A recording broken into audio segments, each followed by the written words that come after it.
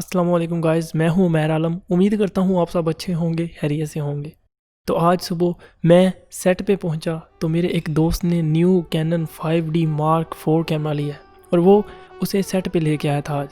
तो मुझे उसने देखा तो कहता है उमैर इधर बैठ यार, तेरी मैं पिक्चर लेता हूँ। जब मैंने वो पिक्चर देखी तो मैंने सोचा यार ये इंस्टा, FB और हर जगह पे जिधर मैं पिक्चर अपलोड कर सकता हूँ करूँगा। क्यों?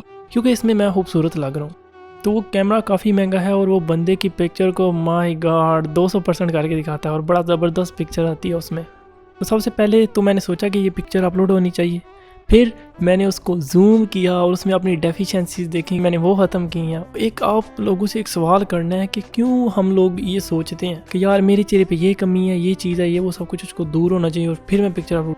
मुझे तो इसका जवाब यही लगा कि यार ये इंसान की फितरत है कि वो अपने आप को बहुत ज़्यादा बारीकी में देखता है और इतनी बारीकी में दूसरे नहीं देखते हमको, लेकिन हम खुद को बहुत ज़्यादा बारीकी में देखते हैं और अपनी एक छोटी छोटी गलती, छोटी छोटी जो कमी होती है उसको भी नोट करते हैं। और यही कमियां अगर हम अपने किरदार में देखना शुरू कर दें, यही ब्लैक स्पॉट्स अगर हमें अपने किरदार में नज़र आना शुरू हो जाएं, तो मुझे नहीं लगता कि हमें ज़रूरत पड़ेगी कि हम अपने चेहरे के ब्लैक स्पॉट्स देखना शुरू करें या अपने चेहरे पे भी फोकस करें। खूबसूरती अच्छी चीज़ है, लेकिन खूबसूरती की पूजा अच्छी चीज़ नहीं है। Stay tuned, stay positive, stay creative and use your common sense। आपका अपना उमैर आलम।